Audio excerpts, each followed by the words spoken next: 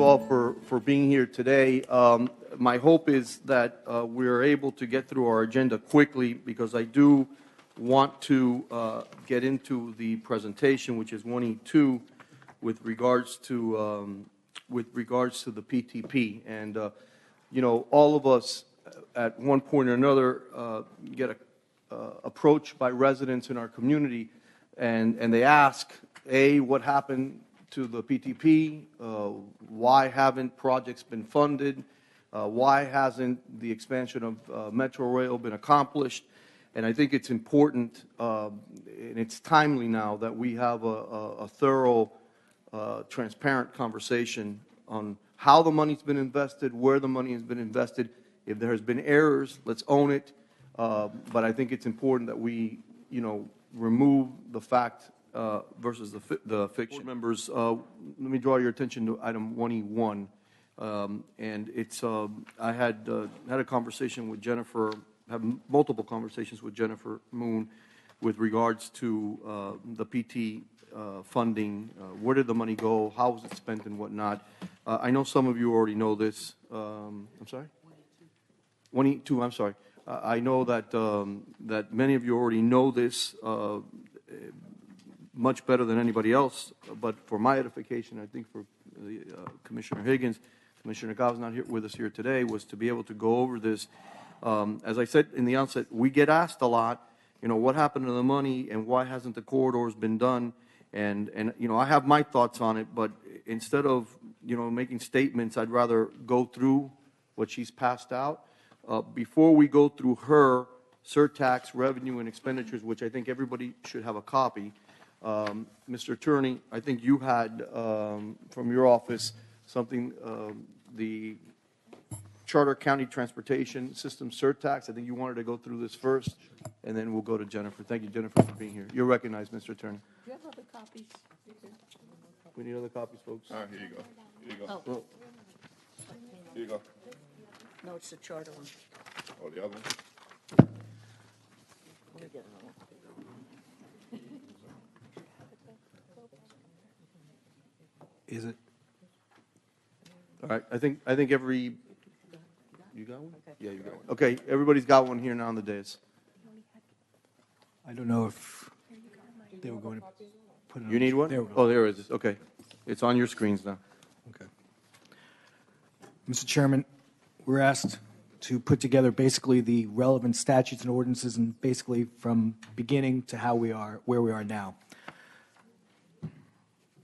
It begins with the state statute. You can only levy a surtax if the state statute authorizes you to. Section 212.055 of the Florida statute specifically does allow the levying of such a surtax, and that statute has been in effect since 1976, so well before we ever imposed the surtax. And it authorized the levying of up to 1%. We levy 0.5%, subject to the approval of the voters of Miami-Dade County. The statute then spells out in 212.055(1)D the various uses that can be used with that surtax funds. And there's 5 bullets there, and it talks about the planning, development, construction, operation, maintenance of roads and bridges, of bus and fixed guideway systems, of on-demand transportation services. And I just want to note, the on-demand transportation services, that provision of the statute was adopted approximately 2 years ago. So that was not in effect at the time that the statute, that the vote took place, but it is in the statute now. Just a quick question, because I see the date here, 2018. So all these bullet points go into effect in 18, or were they in effect at the time that the ballot question passed? Of the 5 bullets, 4, meaning the planning, development, construction, operation, maintenance of roads and bridges, that was in effect well before the 2002 vote. So was the second one, the planning, development, expansion, operation, maintenance of bus and fixed guideway systems. That was in effect prior to the vote. The third one was not. The third one only went into effect approximately 2 years ago. Okay. The fourth one was in effect prior to the vote, which is the payment of principal and interest on bonds. And the fifth one, such proceeds may be pledged by the governing body of the county for bonds issued to refinance existing bonds or to issue new ones. 4 of those 4 of those 5 bullets were in effect well prior to the passage of the ordinance. All right, thank you. Pursuant to that state statute, on July 9, 2002, the Board of County Commissioners adopted 3 things. The first is the resolution calling for the actual election. And then the next 2 were ordinances. Ordinance number 02-116, which actually levied, subject to the approval of the voters, 0.5% for transportation improvements. And the second ordinance that was adopted that same day, in July of 2002, was ordinance number 02-117, which created the Citizens Independent Transportation Trust, spelled out how its membership would be established, its powers and duties. The question that we're probably asked most often is, what exactly did the ballot say? And so here it is. On November 5, 2002, the county voters approved the following ballot language. Shall the county implement the People's Transportation Plan, including plans to build rapid transit lines to West Dade, Kendall, Florida City, Miami Beach, and North Dade, expanding bus service, adding 635 buses, improving traffic signalization to reduce traffic backups, improving major and neighborhood roads and highways, including drainage, and funding to municipalities for road and transportation projects by levying a 0.5% sales surtax whose proceeds will be overseen by the Citizens Independent Transportation Trust. And as you're aware, a majority of the voters voted yes. Ordinance number 02-116 spells out that, among other things, the ordinance says that the surtax would be expended for the transportation and transit projects, including operation and maintenance thereof, set forth in Exhibit 1. Exhibit 1, coupled with the Golden Passport and Free Metro Mover, is more commonly referred to as the People's Transportation Plan. And that's sort of the title of it in the Exhibit 1. So in the ballot language, when it refers to People's Transportation Plan, that's the list of projects. Oftentimes, you or your constituents will ask, is this in the original PTP? And those were the list of projects. The ordinance number 02-116 also says that it's subject to any amendments thereto. And as you're aware, the People's Transportation Plan has been amended periodically over the years, or made in accordance with the procedures specified in subsection D of this section. Can I ask you a question? Yes, you're recognized. Laid out in it. Yes, Commissioner, the original ordinance spelled out, and it's under section 29-124 of the code, which was 02-116. Paragraph A, surtax proceeds shall be applied to expand the Golden Passport program to all persons, regardless of income level, who are over the age of 65 or are drawing Social Security benefits, and to provide fare free public transportation service on Metro Mover, including extensions. So that was in the original ordinance as adopted in July of 2002. Okay, I appreciate that. And rapid transit improvements as well. 02-116 provided the process to amend the PTP in order to either add, delete, or materially change a surtax eligible project. And the process includes the initial review and recommendation by the CITT and the ultimate approval by the Board of County Commissioners of any such proposed PTP amendment. The exact language is there from the ordinance, and it's in bold. A proposed deletion, material change, or addition of a county project shall be initially reviewed by the Citizens Independent Transportation Trust, which shall forward a recommendation thereon to the County Commission. The County Commission may either accept or reject the Trust's recommendation, and then it spells out if they reject it, it goes back to the CITT, et cetera. Has it happened? Has the BCC rejected? No. A little bit further back than that. Have there been amendments to the PTP? Has there been, material changes to what was approved by the voters that the CITT has signed off on? Yes, and I think Okay. that's what we're going to. I think All right. yes. The surtax ballot question, as we discussed, referenced the PTP, which was Exhibit 1 to the ordinance, and the ordinance spelled out how it would be amended.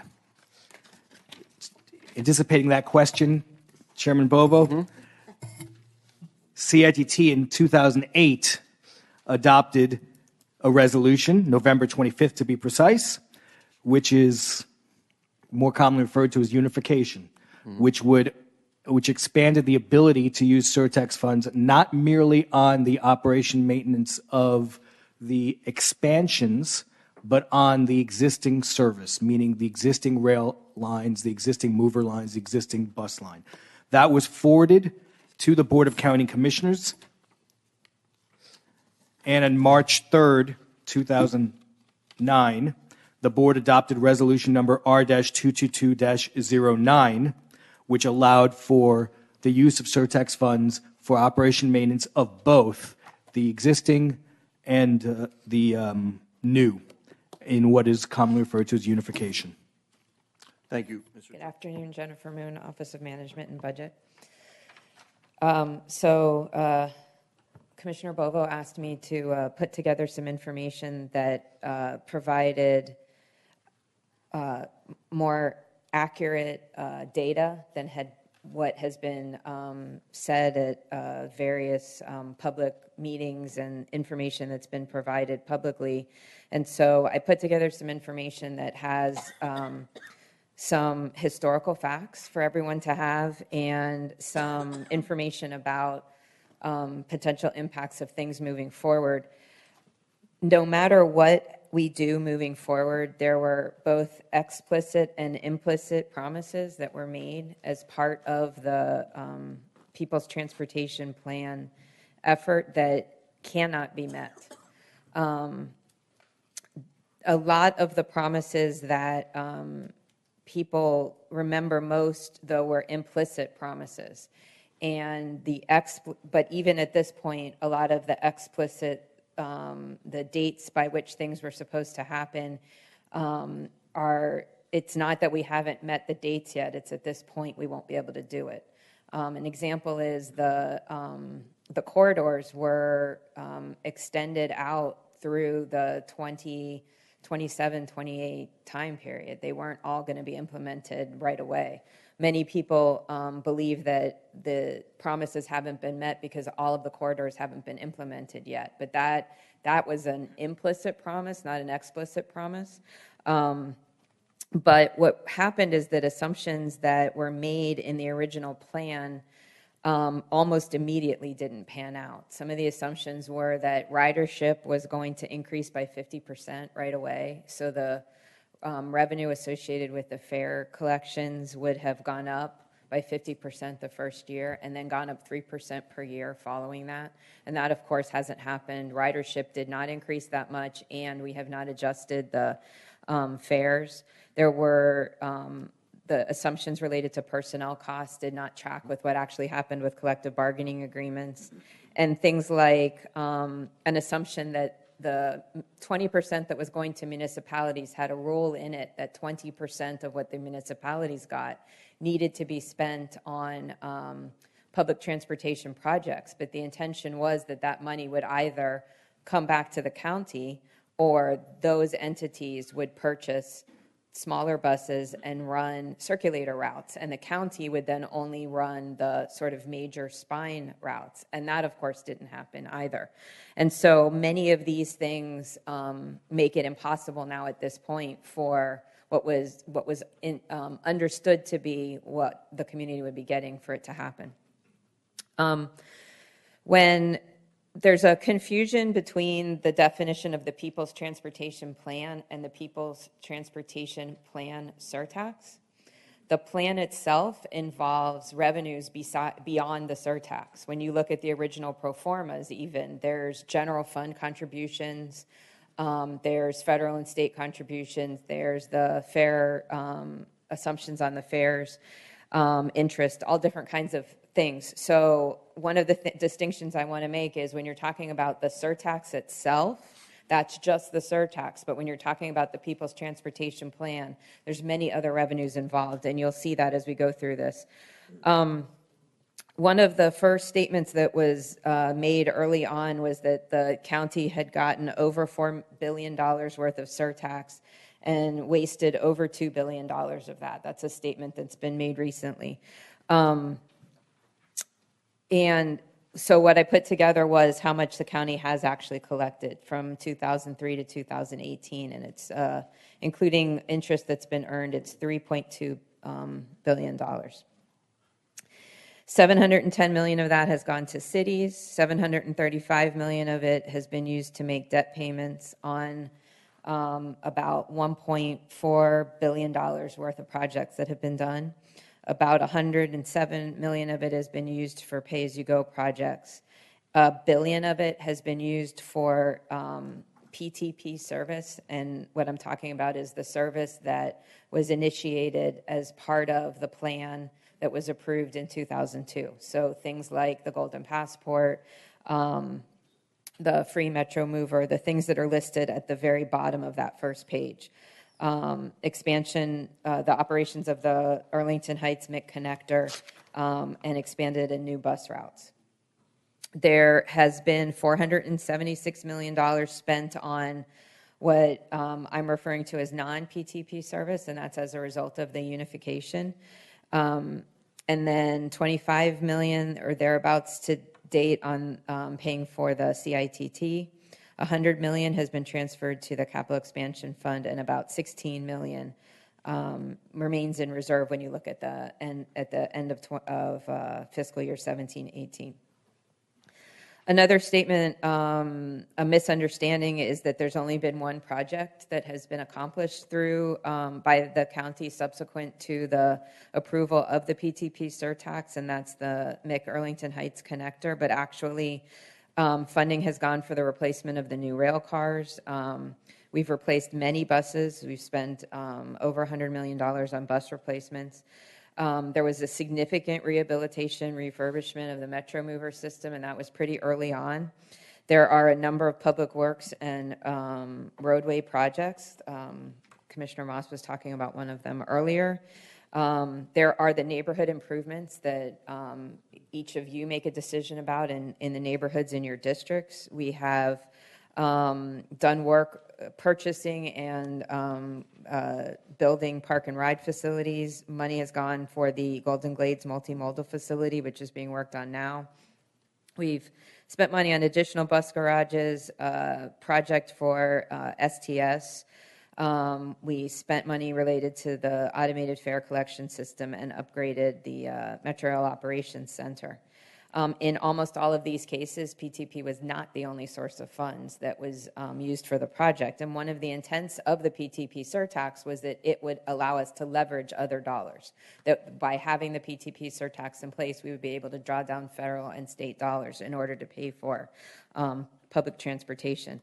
Public transportation is incredibly expensive. Starting in fiscal year 2020, 2021, there will be $35 million worth of general fund that will be going to subsidize the PTP service. And by 2023-24, when you will include the operations of the South Corridor, because you will have completed the capital projects and will start operating, it's closer to $90 million of general fund that will actually be subsidizing the PTP service. That's again shown graphically below in the chart.